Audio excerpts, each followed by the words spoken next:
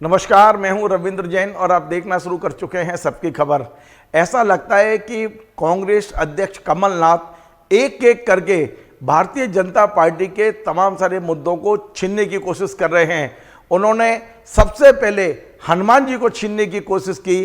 पहले ही वे हनुमान जी का मंदिर बनवा चुके हैं, लेकिन पूरे मध्य प्रदेश में उन्होंने स्वयं को हनुमान भक्त घोषित कर दिया है। हिंदुत्व के एजेंडे को छीनने की कोशिश की। वो लगातार ये कोशिश कर रहे हैं, ये बताने की कोशिश कर रहे हैं कि उनसे बड़ा हिंदुत्व इस समय भारतीय जनता पार्टी में नहीं है। और अब उन्होंने बड़े तरीके से एक काम और कर दिया है। जिन देश के दो बड़े कथाकारों को भारतीय जनता पार्टी ने अपना ब्रांड एम्बेसडर बना रखा था, उन दोनों कथावाचकों को छिंदवाड़ा बुलाकर कमलनाथ ने अपनी जमकर तारीफ कराई, अपना गुणगान करा लिया।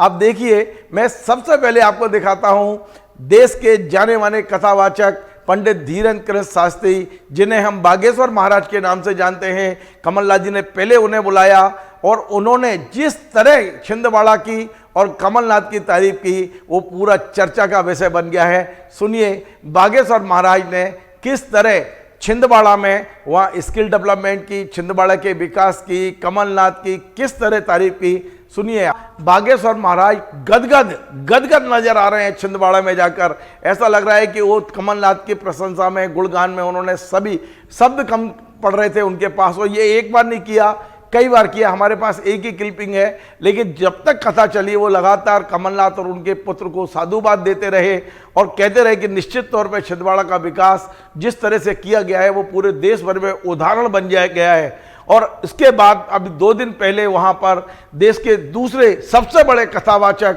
प्रदीप मिश्रा जी पहुंचे और उन्होंने भी कमलनाथ जी के टाइम मैनेजमेंट को लेकर जो बात कही है, पूरे देश को एक तरह से उन्होंने सीख देने की कोशिश की है कि आपको सीखना है तो कमलनाथ जी के मैनेजमेंट से सीखिए। देखिए आप प्रदीप मिश्रा जी किस तरह छिंदवाड़ा में बैठ के कमलनाथ जी का गुणगान कर रहे हैं। हम तो कहेंगे कि माननीय कमलनाथ जी से भी एक चीज सीख लेना चाहिए लोगों को, और बहुत बड़ी चीज है वो जो माननीय कमलनाथ जी से सीखना चाहिए। और यही जो इनके पास में है वो हमारे गुरु ने, श्री विठलेश्वराय काका जी महाराज, जिनके हम शिष्य रहे हैं, जो गोलोकवासी हैं, उन्होंने भी हमको वही सीख दी जो इनके पास में है। वो कौन सी सीख? समय के पक्के रहना,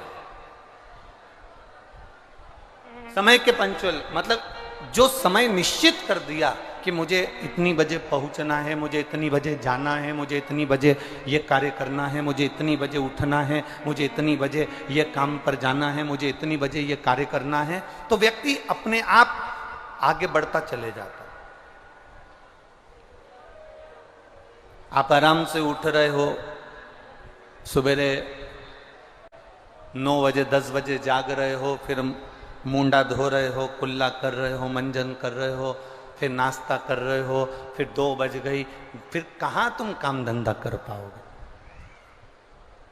तो थोड़ा सीखो इनको भी देखकर कि सवेरे से उठकर अपने कार्य में लग जाना और रात्रि तक अपने कार्य में लगे रहना, ये एक विशेषता है, बहुत विशेष चीज है। ये हमें सीखना है सभी से। अपने कार्य के प्रति जागरूकता रखिए, अपने कर्म के प्रति जागरूकता रखिए।